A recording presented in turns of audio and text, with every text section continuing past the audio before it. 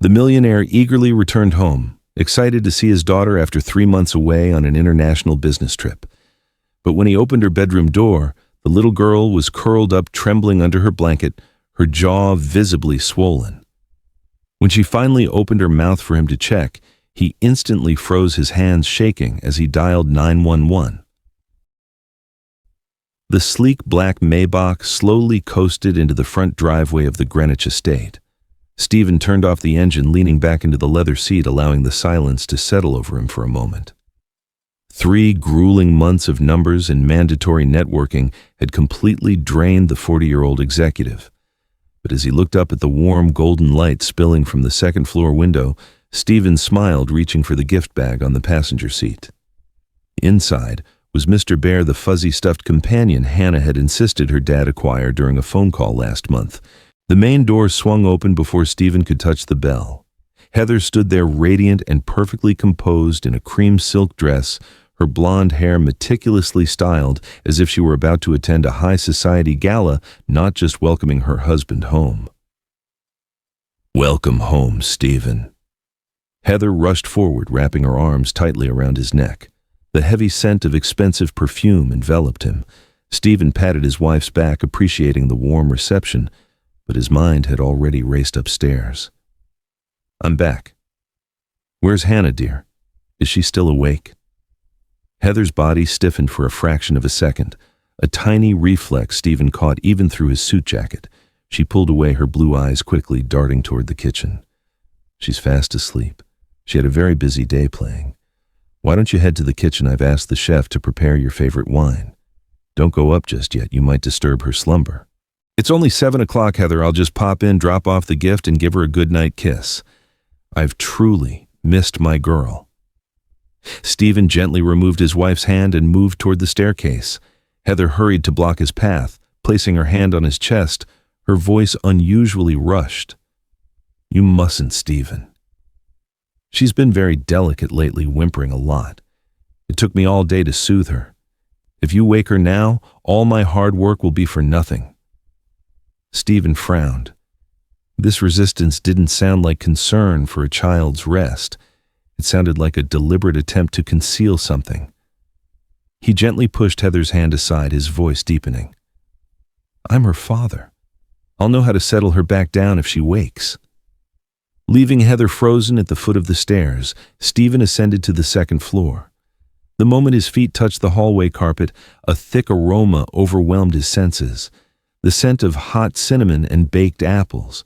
It wasn't faint, it was intensely heavy, almost dizzying.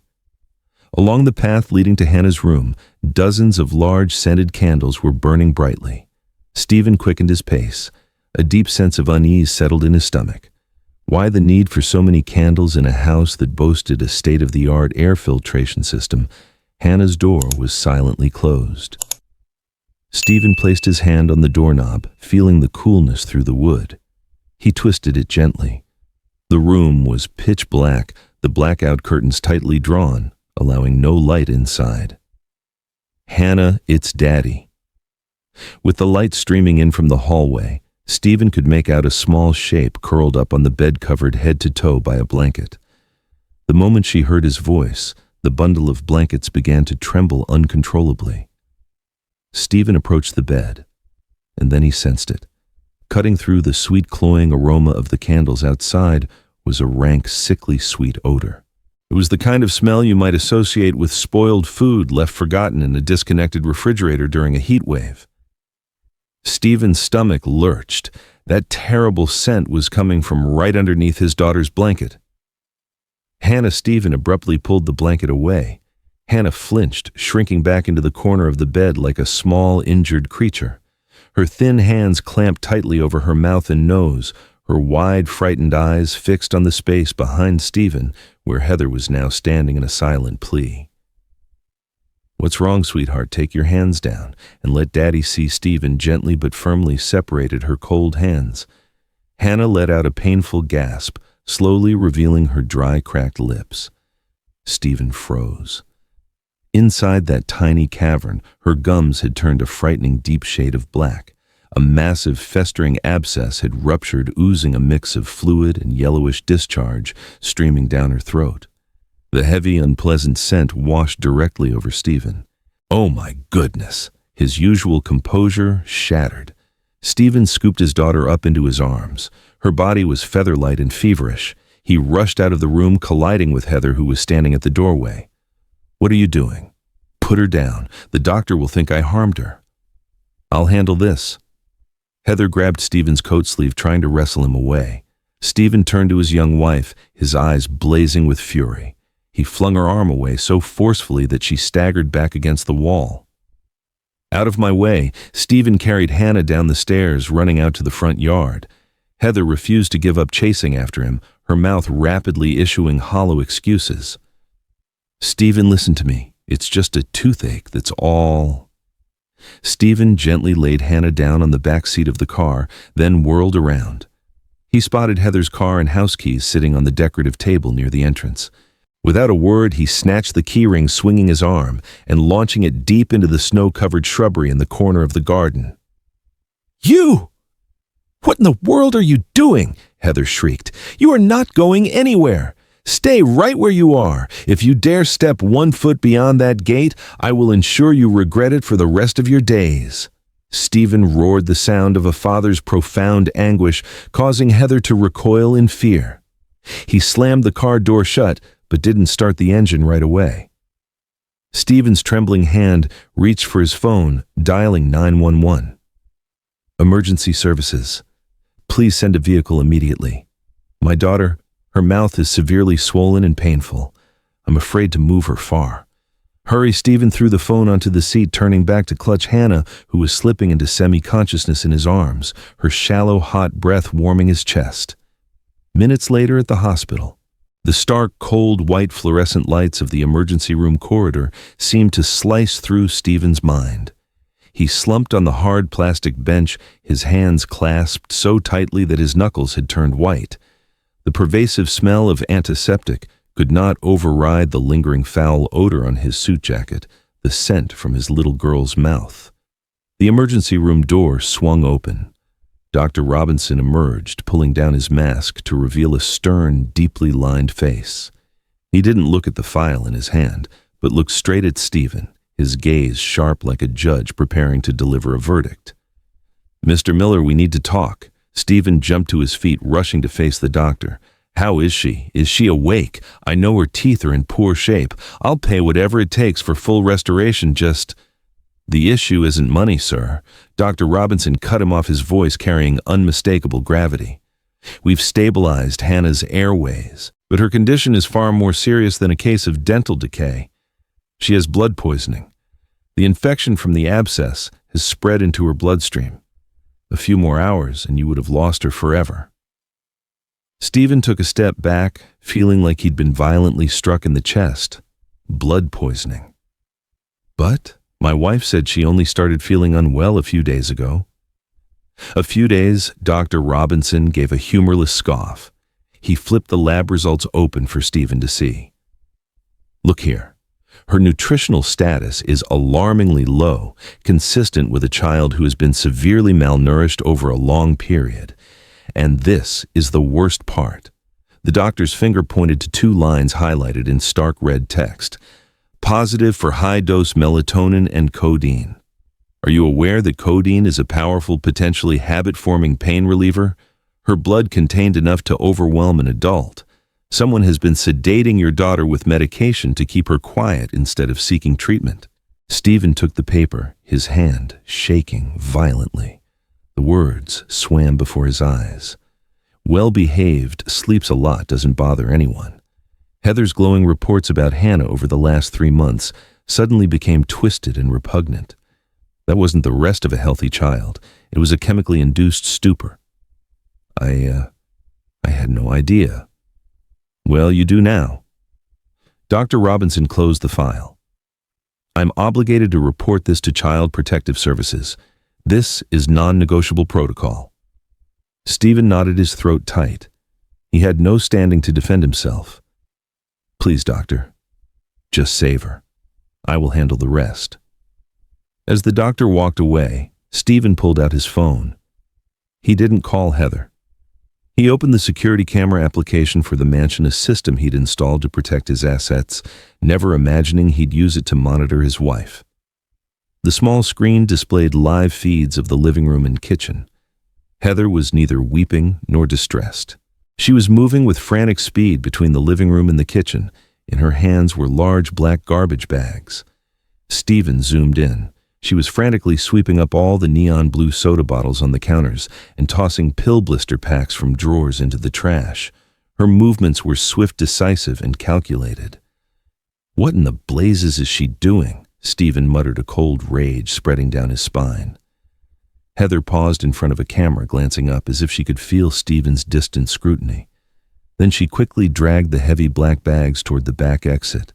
She wasn't grieving for his critically ill daughter. She was cleaning up a crime scene. She was making evidence vanish. Stephen turned off the phone and tucked it away. He strode quickly to the charge nurse's desk. "I need to speak with the hospital security team, right now." 5 minutes later, 2 large security officers stood before Stephen. He pulled out his wallet, retrieving a family photo, and pointed to the blonde woman standing next to him. "Oh, this woman's name is Heather Miller. She is my wife. But listen carefully. She is absolutely not permitted to step into this corridor. If she appears, do not engage. Simply call the police immediately. I don't care if she cries or makes threats. She is a danger." "Understood, sir." Stephen turned back to look through the glass window into the recovery room. Hannah lay there tiny and alone. He longed to rush in and hold her, but he knew he had a more urgent task. He couldn't let Heather destroy the traces of her actions. He needed to catch her in the act. Stephen pulled out his phone and called Robert, his personal attorney and trusted friend. "Robert, don't ask any questions. Get to my house immediately. Bring a recording device and be prepared to act as a legal witness. I'm on my way back now. We're going to corner a viper." Stephen strode out of the hospital. The cold night air whipped his face, but couldn't cool the fire burning within him. His car sped into the night, heading toward the mansion where his stepmother was desperately trying to erase her crime. The car hurtled through the darkness, leaving the sterile white lights of the hospital behind.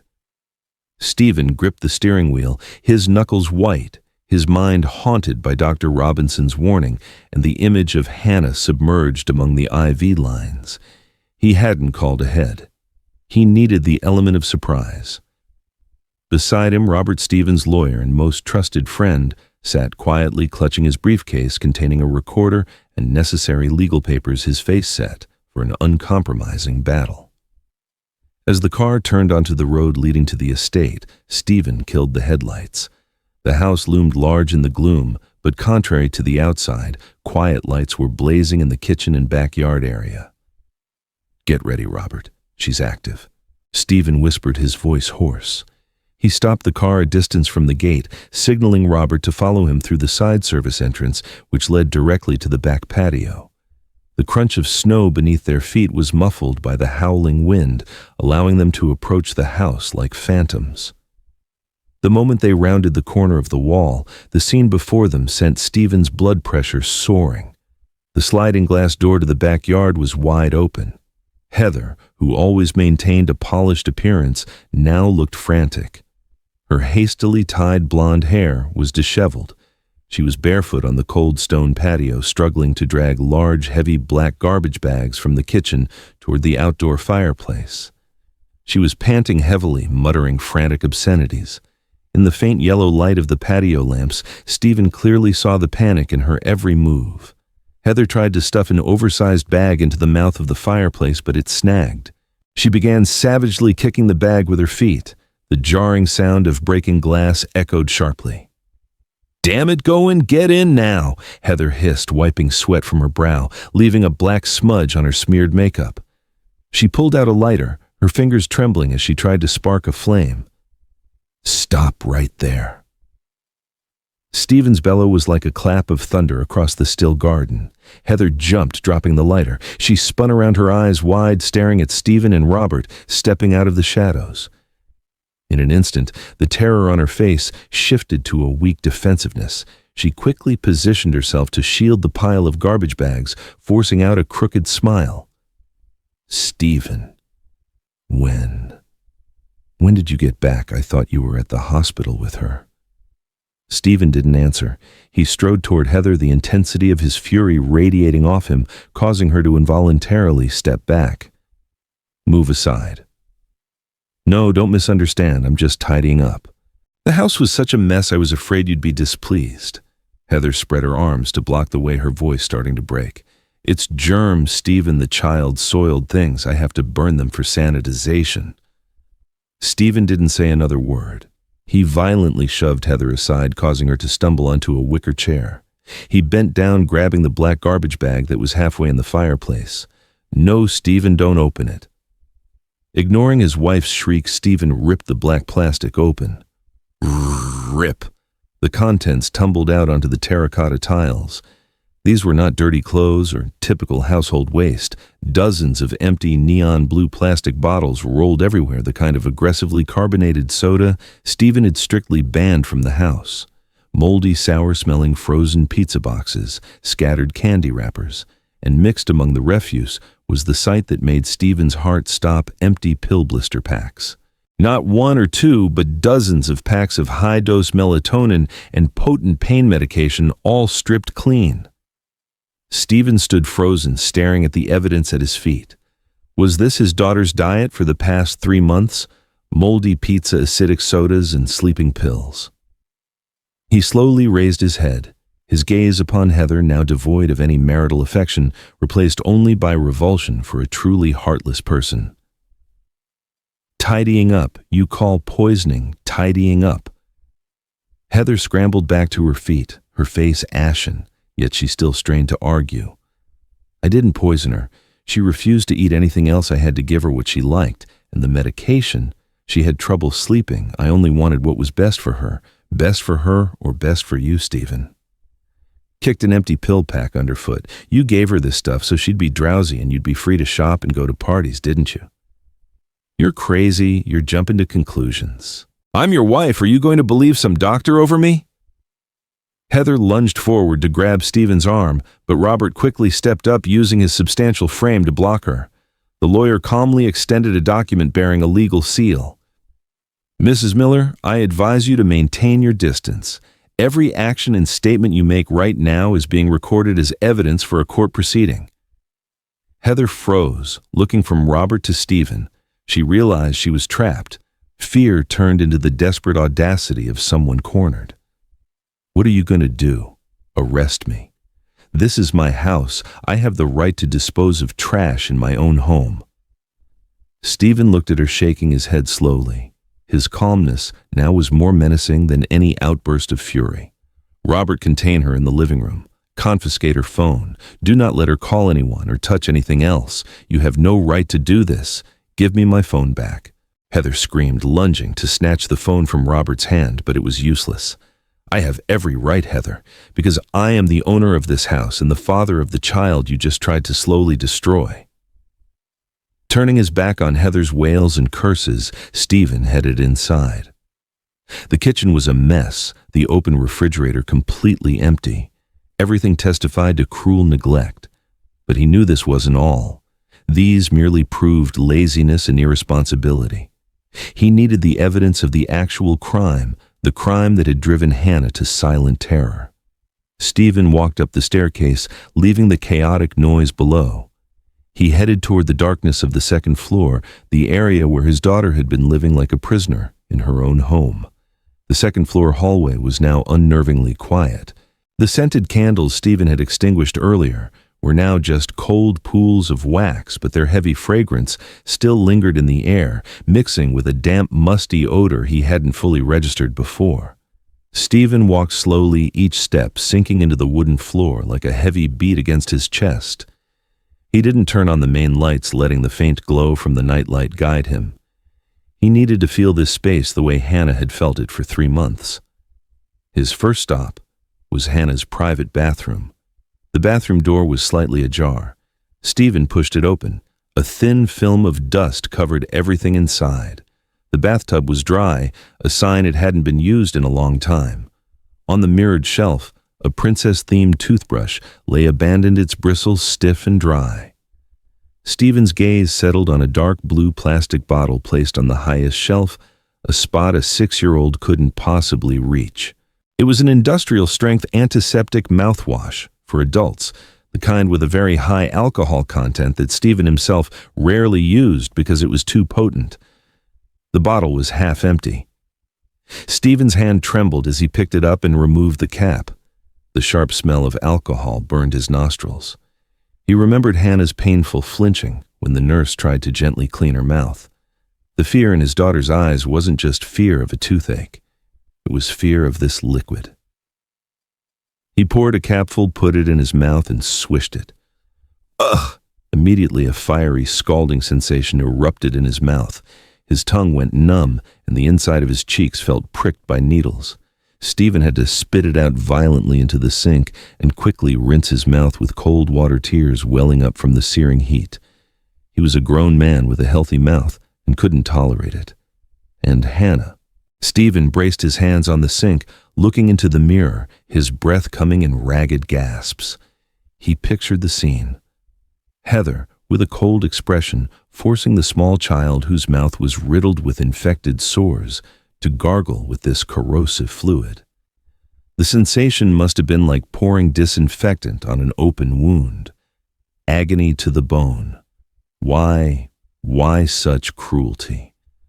The answer emerged clear and devastating to mask the smell, to prevent the decaying odor from escaping and alerting Stephen during their brief video calls.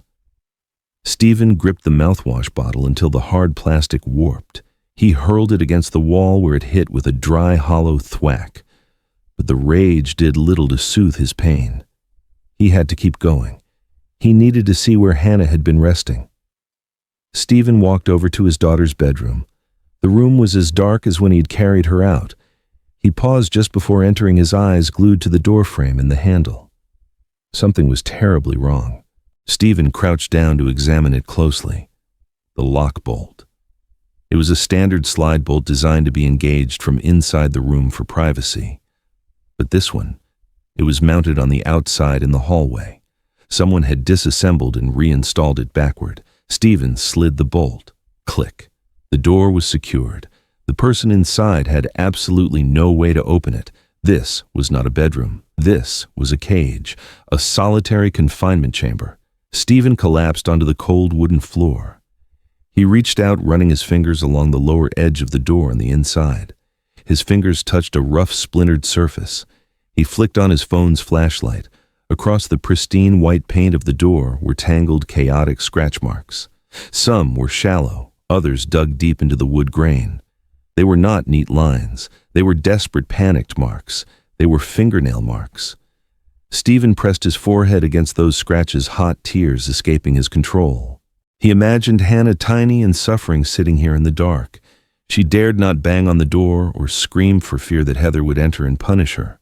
She only dared to scratch lightly at the door, hoping someone, perhaps her daddy, would hear and open it.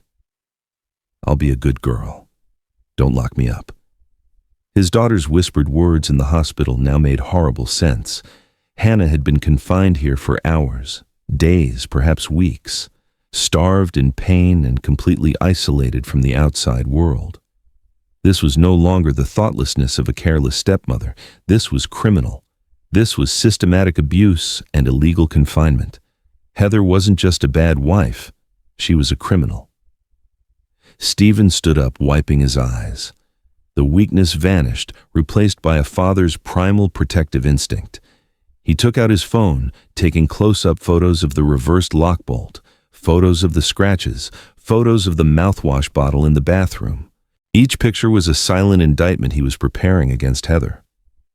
"I will put you behind bars. I swear it," Stephen whispered, his voice cold as ice.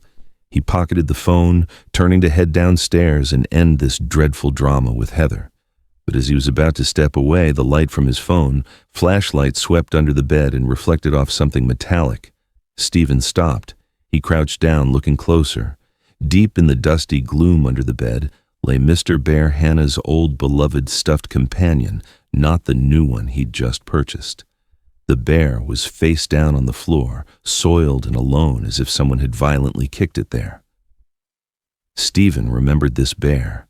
He had given it to Hannah before his trip because it had a special feature, a smart voice recorder that activated upon detecting loud noises or crying, storing the recordings locally if the Wi-Fi connection was unstable. Stephen's heart hammered in his chest. If Hannah had been locked up here crying and neglected in this room, this bear had heard everything. He reached under the bed and pulled the bear out. Its soft fur was coated in gray dust. Stephen gently brushed it off, feeling as though he were touching the only surviving witness to the crime. He didn't go downstairs immediately. He sat down on the floor, connecting the bear's cable to his phone. The app opened, reporting hundreds of unheard audio files. Stephen took a deep breath, his finger hovering over the play button of the most recent recording. He knew that what he was about to hear would be the final cut, severing any lingering doubt he might have had. Downstairs, Heather's screams demanding to be released echoed faintly. Stephen's thumb pressed the play button on his phone screen.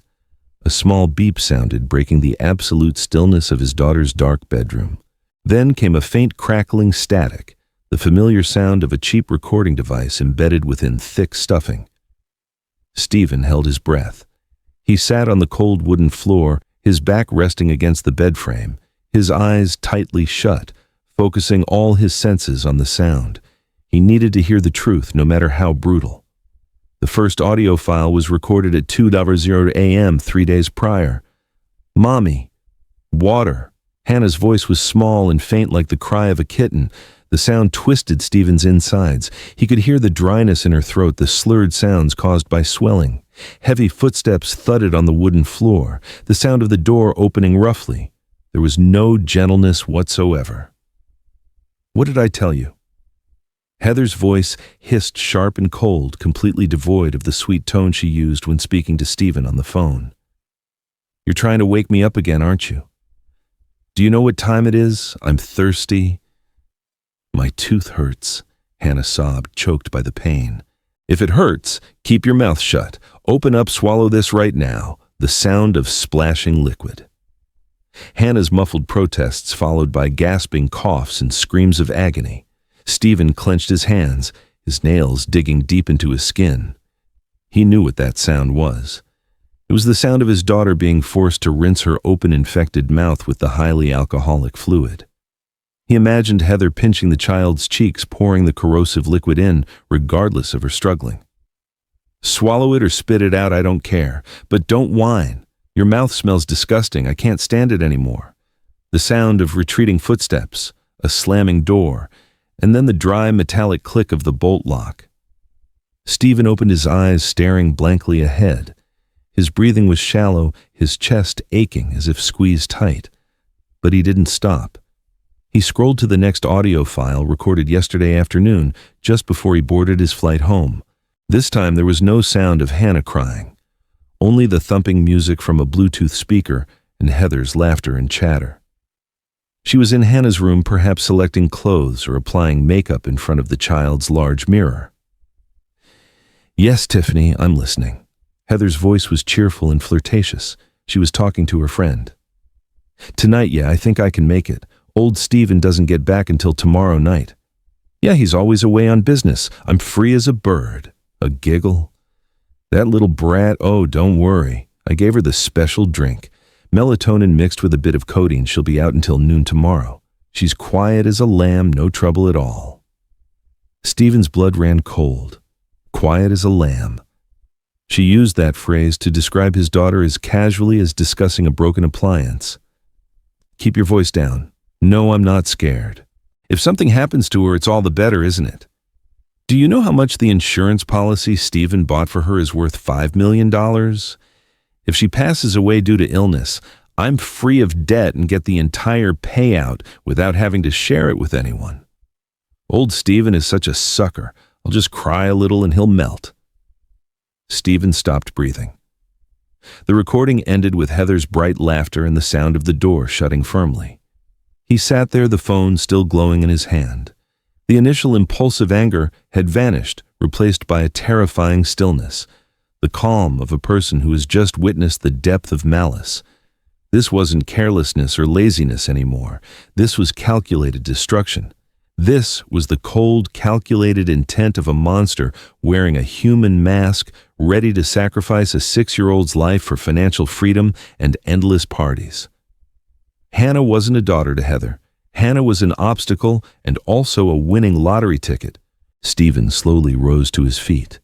His legs felt a bit numb, but his mind had never been clearer. He didn't rush downstairs to confront her with violence or rage. That response was too common for this crime.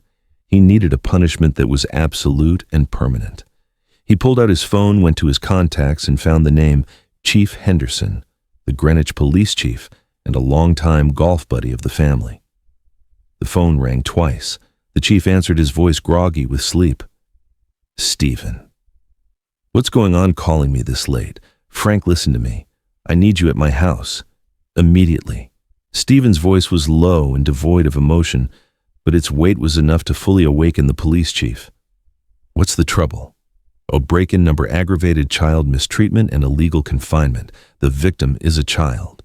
The perpetrator is inside my home. And Frank, bring the restraints. You're going to need them. Understood. I'll be there in 5 minutes. Don't do anything reckless, Stephen." Stephen hung up. He carefully copied all the audio files, emailed them to Robert, and saved them to the cloud. Then he unplugged the cable and tucked Mr. Bear reverently into his coat pocket, treating it as the most crucial witness in the case. He walked out of Hannah's bedroom and down the dark hallway. Downstairs, the noise continued. Stephen stood at the top of the stairs, looking down into the living room.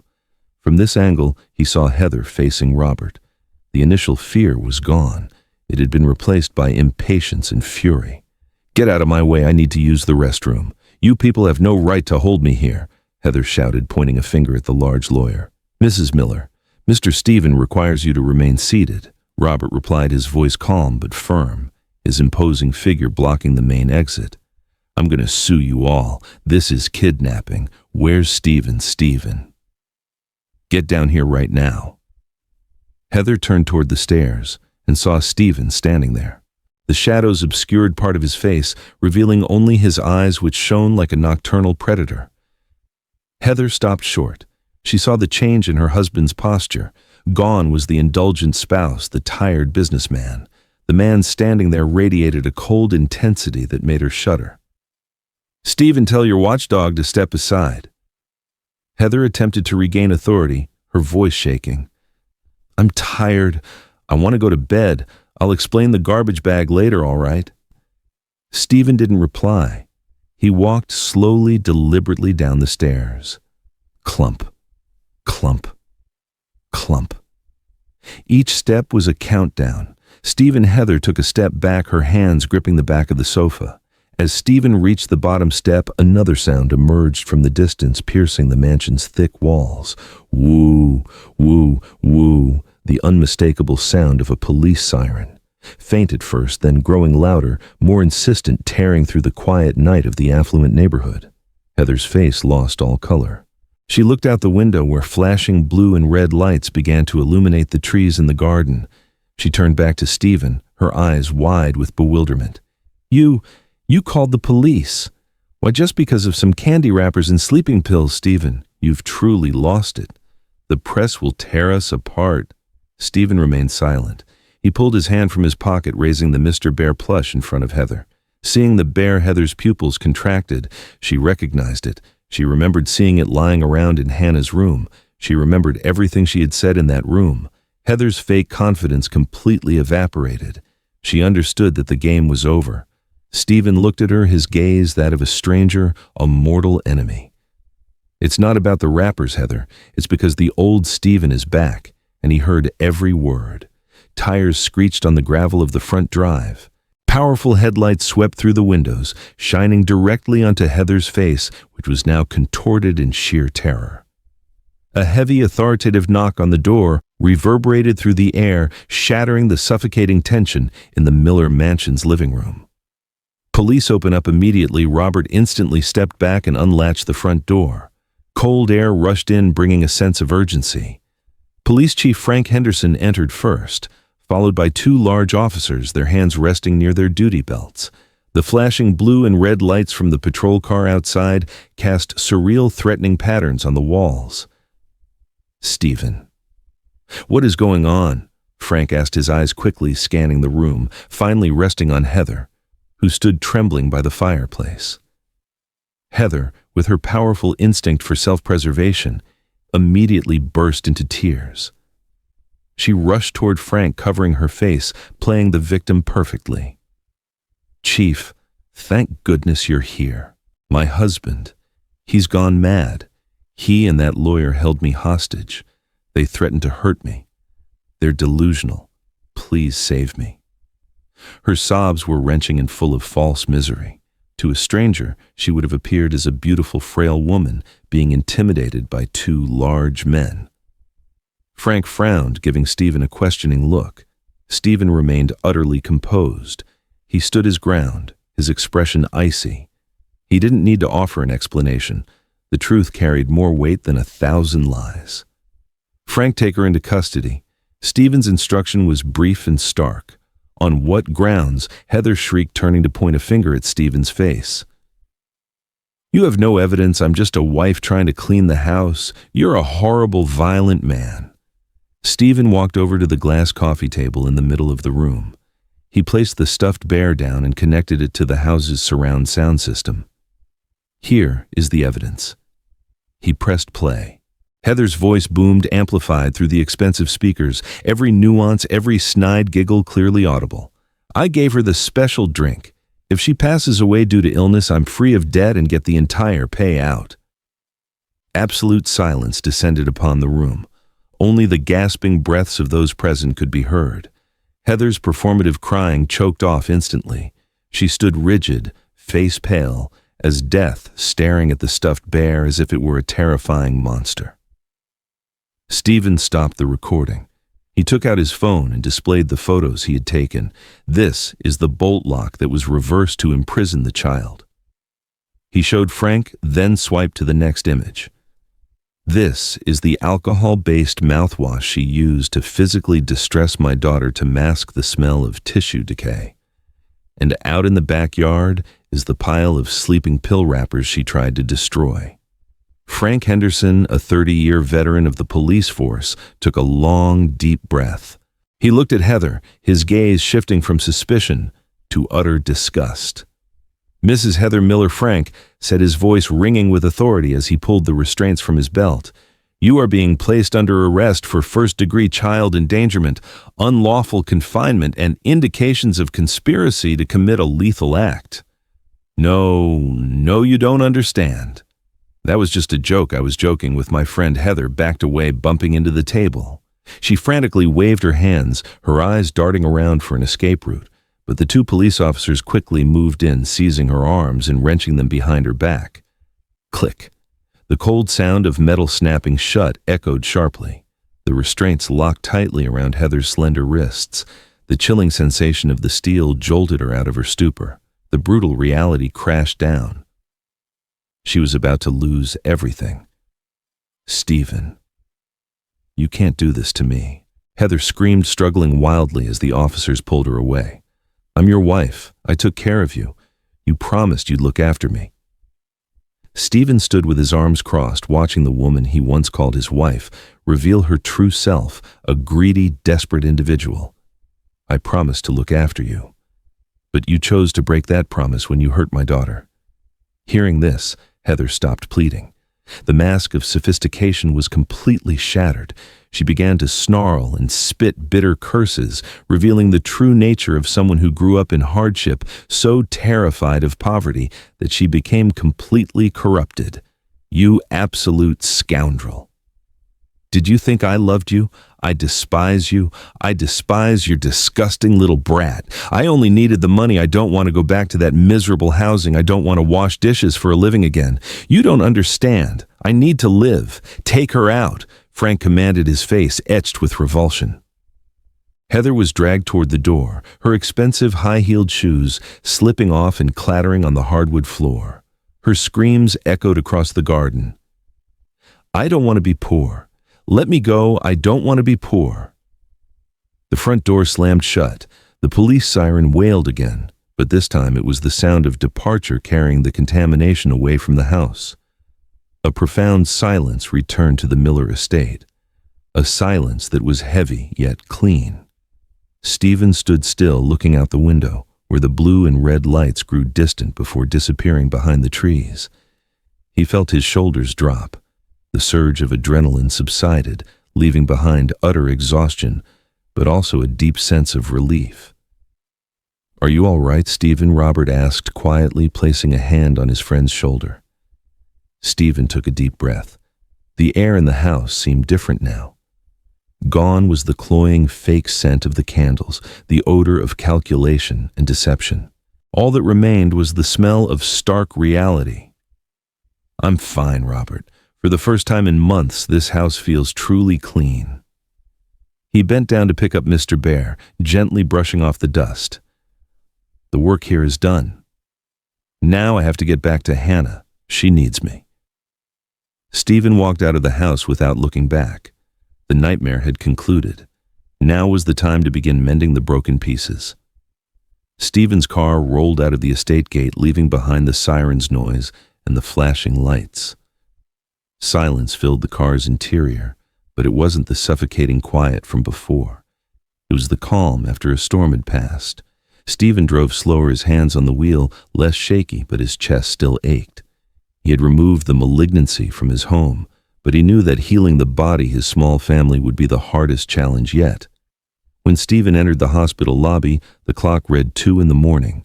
The air was heavy with the scent of antiseptic, and the steady beep-beep of machines drifted from the patient rooms. He paused at the restroom door, splashing cold water on his face to wash away his exhaustion and the lingering disgust from confronting Heather. He looked in the mirror, adjusted his collar, and tried to force the gentlest smile possible. He didn't want his daughter to see the face of a man who had just punished a criminal. Stephen walked up to the recovery room. The faint yellow nightlight illuminated the small bed. The night nurse saw him, nodded a greeting, and quietly left, granting the father and daughter privacy. Hannah was awake. She lay on her side, her eyes wide, staring at the stark white wall opposite her. High doses of pain medication and antibiotics made her small body look lost beneath the hospital sheets. When she heard the door open, Hannah's shoulder twitched. She turned her head slowly and cautiously. The moment she saw Stephen, Hannah's first reaction was not joy, nor was it relief. She tensed up. Hannah pulled the blanket higher, hiding half of her bandaged face. Her eyes darted around, looking for a place to hide, her back pressed tightly against the bed rail. It was the defensive reflex of a child anticipating punishment. In the vulnerable mind that had been manipulated for 3 months, Hannah believed that her father, knowing about her smelly mouth, was a severe transgression, that he would be furious that she had been troublesome, that she had misbehaved, that she had ruined his business trips just as Heather had threatened. Stephen froze in the doorway. His heart felt like it was being squeezed tight. He had prepared to see her in pain, but he hadn't prepared to see her afraid of him. The few feet from the door to the bed suddenly felt as vast as an ocean. He didn't rush over. He took a deep breath, slowly closed the door, and then cautiously approached step by gentle step, trying to make no loud noise. "Hannah, it's Daddy." Hannah didn't respond. She held her breath, her thin hands gripping the edge of the blanket until her knuckles were white. Stephen reached the side of the bed. He didn't sit in the chair. He knelt down completely on the cold floor. In this position, he was lower than Hannah. He was no longer the large, powerful father or the busy executive, always looking down from on high. He was simply a man consumed by remorse. He placed his hands on the edge of the bed a short distance from hers, giving her the power to decide if he was allowed to touch her. "Does it hurt terribly, sweetheart?" Hannah remained silent, but her eyes were glued to his face, searching for any sign of anger. Stephen swallowed hard, his throat tight. "I'm sorry." His voice cracked.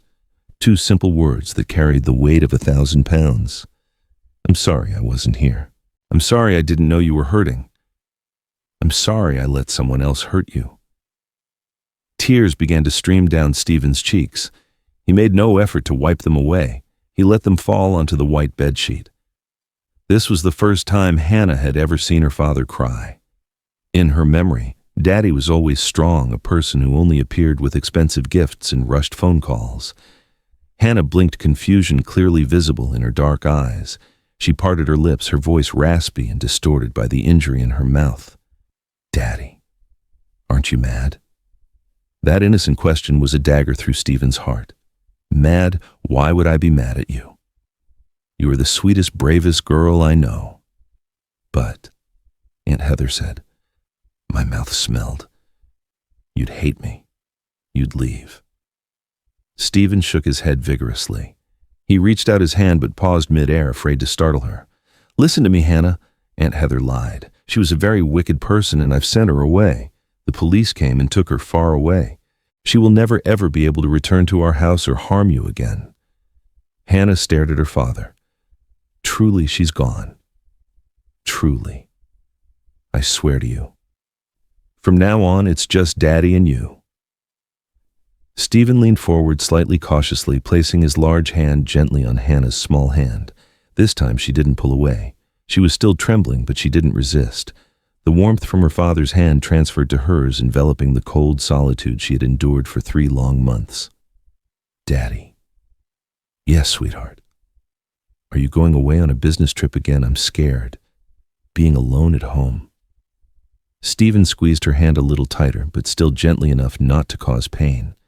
He looked straight into his daughter's eyes, his gaze more unwavering than any vow he had ever made at a shareholders' meeting. "No, never again.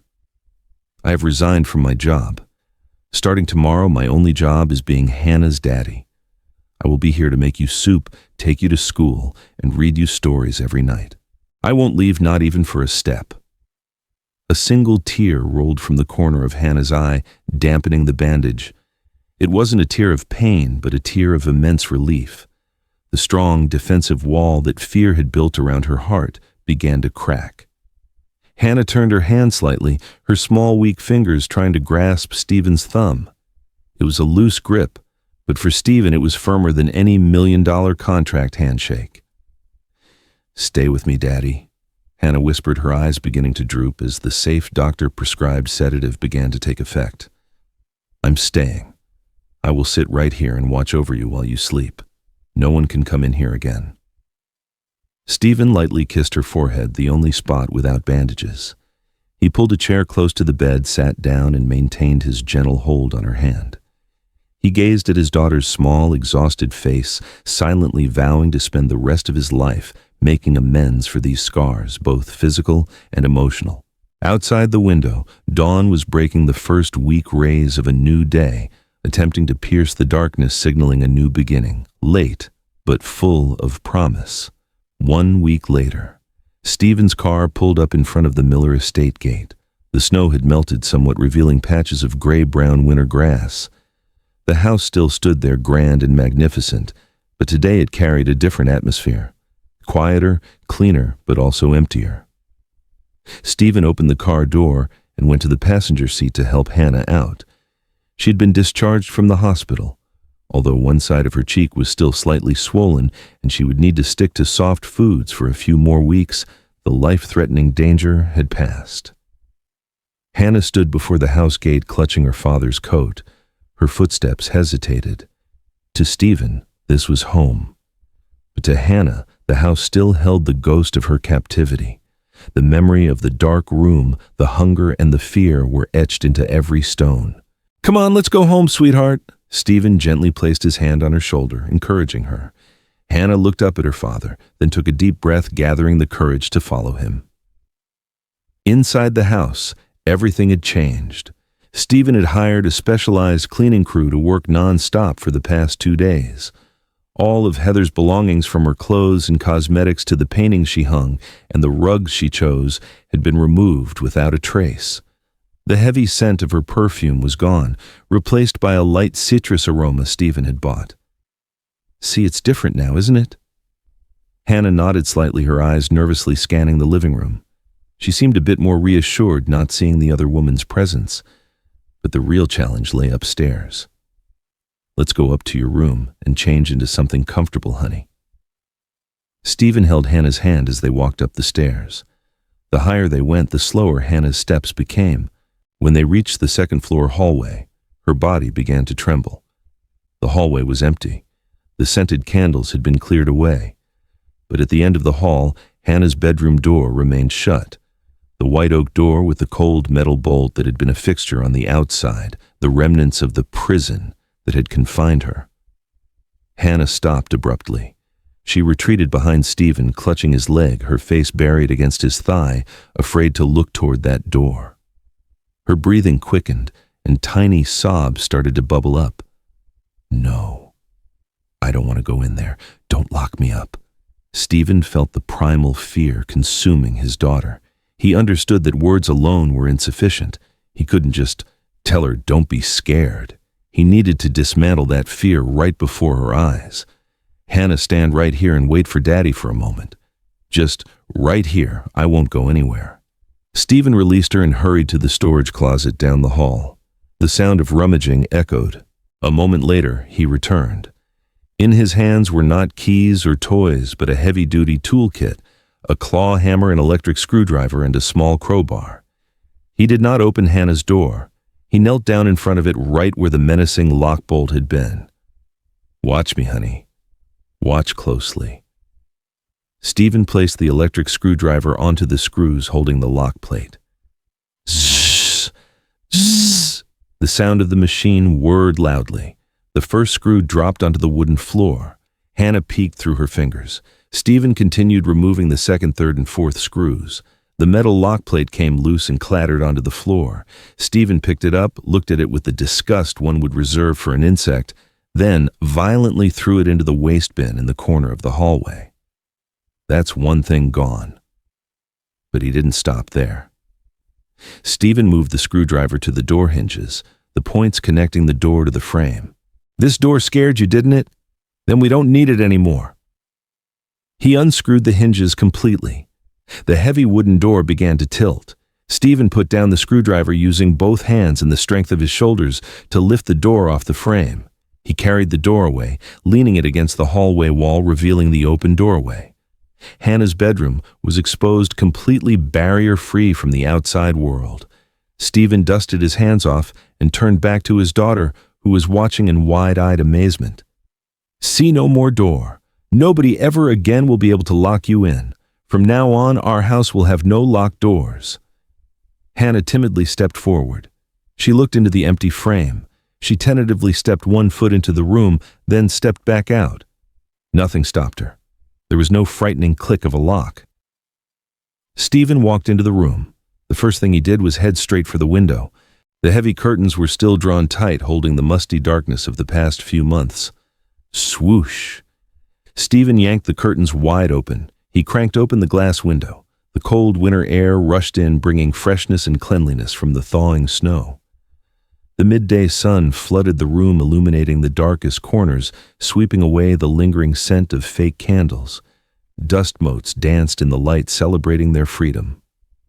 "Come on in, sweetheart." Stephen held out his arms, standing in the sun-drenched room. Hannah stepped inside. She took a deep breath. The cold air made her nose sting slightly, but it was pure. It didn't smell of disinfectant decay or fear. She looked at the empty doorframe behind her, then at her father standing in the sunlight. A sense of lightness filled her heart. The invisible cage had truly vanished. "Daddy." "Yes, honey, it's very bright." Stephen smiled, the most radiant smile he'd had in years. "That's right. It has to be this bright. Your room will always be this bright from now on."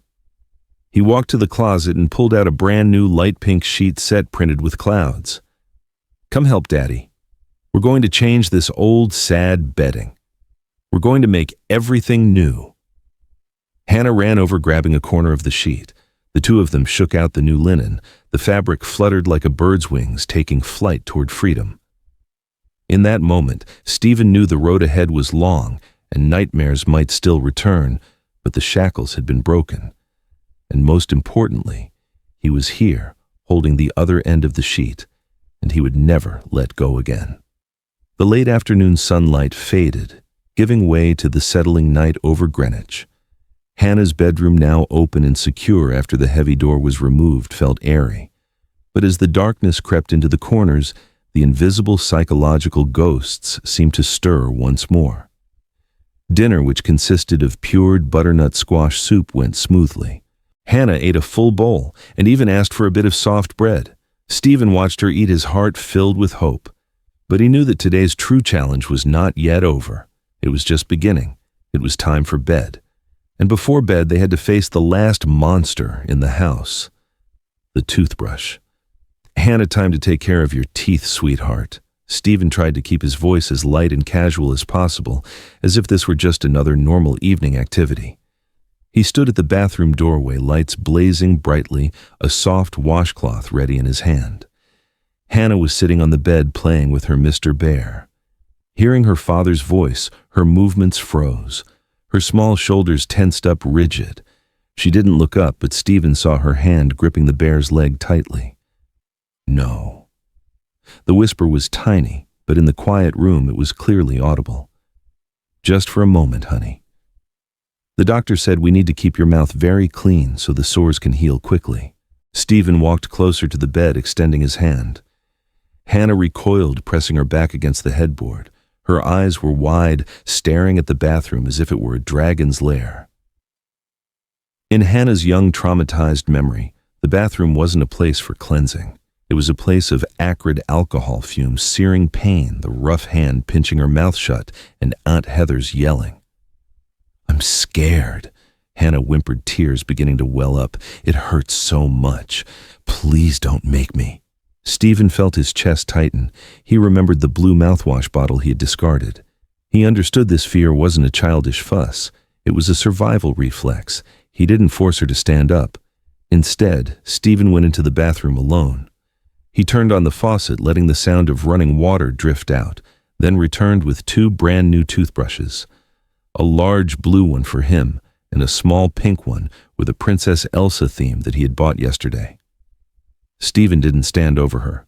He sat down on the wooden floor right beside the bed, placing the 2 toothbrushes and a tube of strawberry-flavored toothpaste in front of them. "We won't go into the bathroom," Stephen said gently. "It's too crowded in there." "We'll do it right here, okay?" Hannah remained curled up nervously, glancing at the torture devices on the floor. She shook her head fiercely. Stephen knew he couldn't use adult logic. He had to enter her world, a world where safety needed to be rebuilt from the most trivial things. He picked up the tube of toothpaste. It was the kids' type, a clear red gel with a sweet strawberry flavor completely free of any minty sting. "Do you know something, Hannah? Daddy discovered a secret today," Stephen whispered, putting on a highly secretive expression. Hannah was curious, her sobs subsiding, slightly replaced by a slight curiosity. She cautiously peeked at her father. "What secret, Daddy?" "This tube of paste." Stephen held the tube up to the light. "The salesperson told Daddy this isn't regular toothpaste. It's fairy paint. If you put it on, you'll turn into a cartoon character." Hannah blinked, suspicion written on her face, but the fear had receded a bit, making way for childish wonder.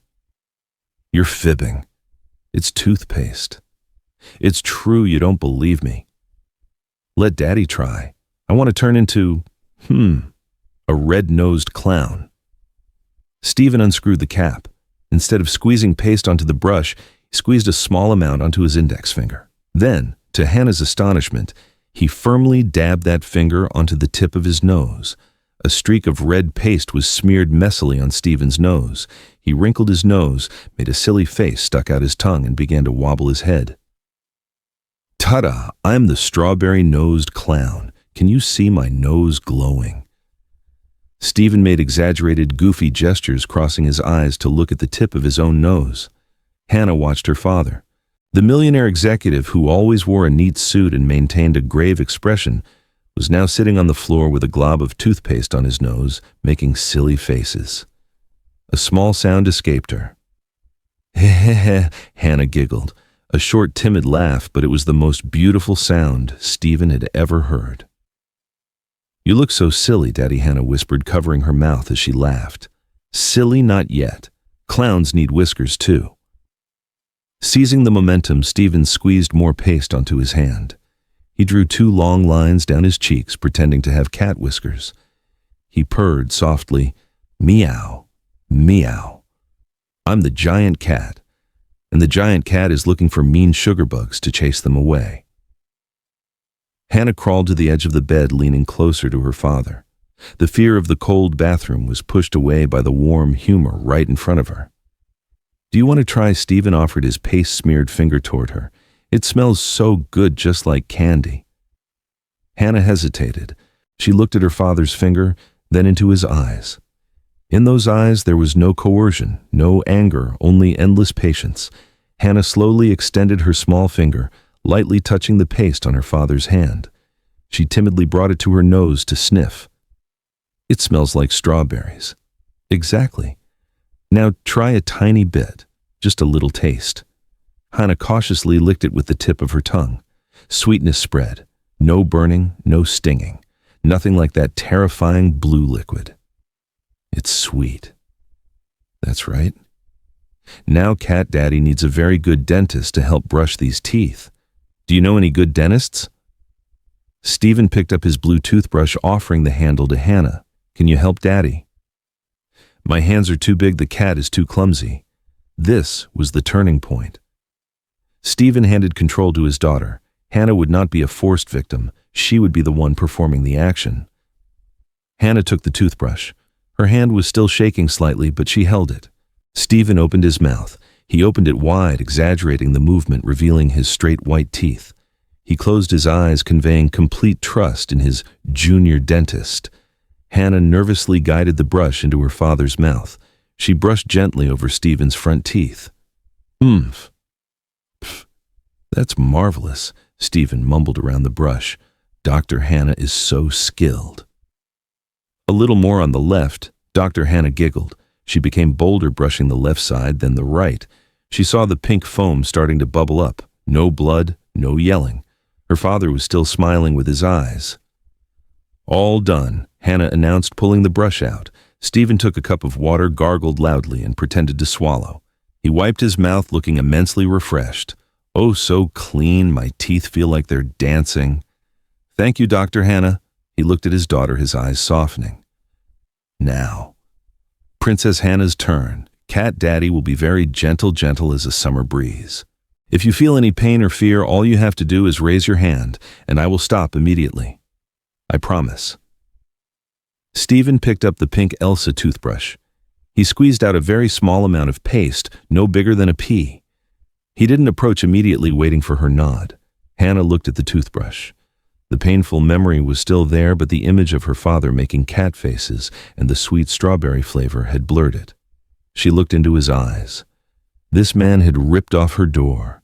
This man had sent the wicked woman away. He wouldn't hurt her. Hannah took a deep breath and then slowly opened her mouth. Stephen's heart pounded, but his hands were steady as stone. He guided the brush into her mouth.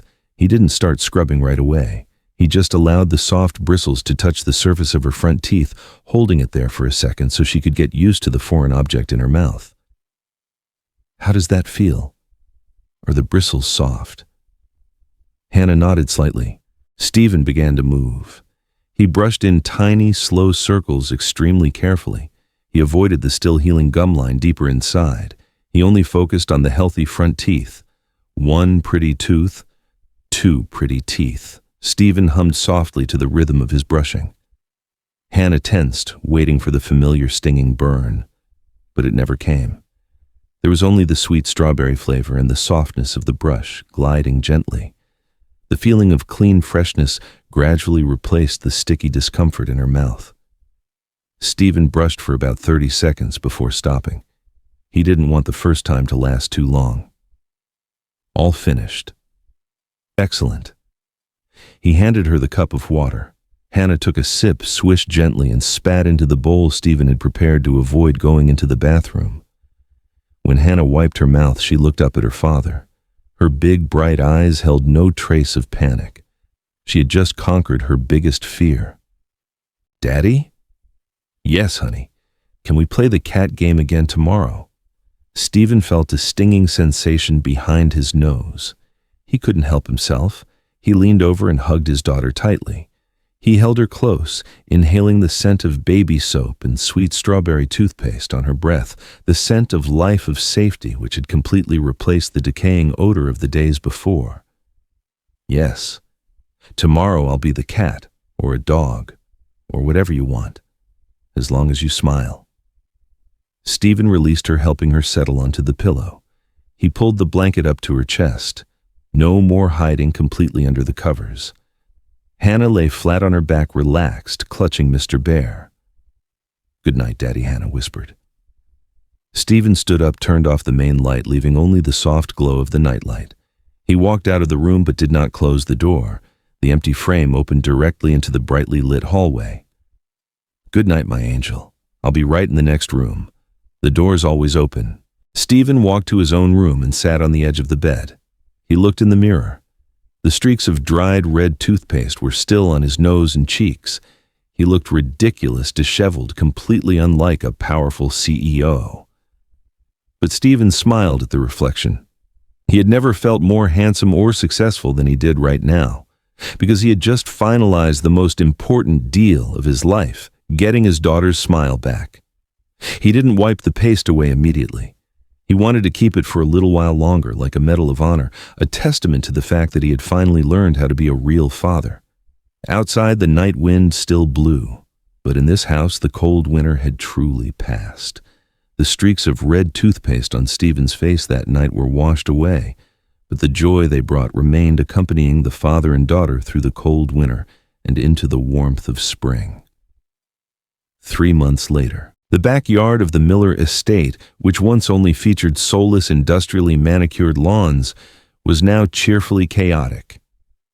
Stephen, the man who once treated a three-piece suit as a second skin, was kneeling on the damp earth. His denim overalls were stained with mud, sweat streamed down his temples, yet his hands were carefully packing loose, rich soil around the base of a newly planted apple tree. "Daddy, look at this earthworm. It's huge." Hannah ran over from the vegetable patch in the distance, her yellow rubber boots clumping on the grass. In her hand was a wiggling worm. Stephen looked up, chuckling heartily, showing no sign of squeamishness or reproach for her being dirty. "Wow, that's a fantastic prize. It's going to help our apple tree grow big and strong." Hannah dropped the worm at the base of the tree, then sat down next to her father. She was completely transformed. Her previously thin, pale cheeks were now rosy and plump in the sunlight. Her golden hair was neatly braided on both sides. But the biggest change was in her eyes. They were clear, mischievous, and held no lingering shadow of fear. "Daddy, I have something for you." Hannah pulled a carefully folded piece of drawing paper from the front pocket of her overalls. Stephen wiped his hands on his pants and accepted the gift. It was a crayon drawing. The lines were scribbly but vibrant. In the center was a large man holding a gigantic toothbrush, like a sword, protecting a small girl behind him. Scattered around them were black bacteria running away in panic. Below, the careful cursive read, "Night Daddy." Stephen's throat tightened. He had signed contracts worth millions of dollars, owned skyscrapers, but he had never felt he possessed anything as valuable as this smudged drawing. "Did you draw this for me?" "Yes." "You're the teeth-fighting knight. You chased all the monsters away." Stephen pulled his daughter into a tight embrace, inhaling the scent of sunshine and earth in her hair. He realized that true wealth wasn't measured in bank account balances. Real wealth was being a hero in his daughter's eyes, seeing her grow up safe every day. "Thank you, my girl. I'm going to frame this and hang it right in the middle of my office." "Daddy, I'm hungry." Stephen laughed, getting up and brushing off the dirt. "All right, tea party time." On the small wooden table set up in the shade, the housekeeper Clara had prepared a plate of fresh sliced apples and juice. This was the final test. For 3 months, Hannah had only eaten soft foods. Today was the day the doctor allowed her to try solid food. Hannah picked up a slice of apple. The apple was red and crisp. She hesitated briefly, then brought it to her mouth. Stephen held his breath. his heart pounding faster than it ever had, waiting for financial results. Crunch. The sharp sound echoed. Hannah bit into the apple. She chewed slowly at first, then faster. There was no grimace, no tears, only the sweet taste of apple. Hannah turned to her father, her radiant smile revealing the small gaps where her baby teeth were waiting to be replaced, but it was the most perfect smile in the world. "It's so yummy." Daddy Stephen let out a sigh of relief, a wave of calm spreading through him. He picked up a slice of apple and gently tapped it against hers. "Congratulations, my brave little warrior." The joyful laughter of father and daughter rang through the garden, mixing with the birdsong. The door to the prison had been permanently destroyed, making way for another door that had just opened the door to a future filled with love and hope. And that is our bedtime story for today. We hope this powerful journey, watching Stephen fight to reclaim his daughter and his humanity, resonated deeply with you. This is one of those truly touching stories that reminds us of the unbreakable bond between a parent and child. We are so grateful that you stayed with us, witnessing Hannah's transformation from a terrified child into a brave little warrior. As we conclude this deeply heartwarming story, let the ultimate takeaway be this: the most valuable things in life are not the ones we earn in the boardroom, but the simple, precious moments of connection and presence we share at home. Don't wait for a crisis to remind you to be present and to cherish those you love most. Sometimes, putting down the tools of business and picking up the tools of fatherhood or motherhood is the bravest act of all. We would love to hear your thoughts. What part of Stephen and Hannah's new beginning moved you the most? Thank you for listening, and we wish you a night of deep rest and sweet dreams.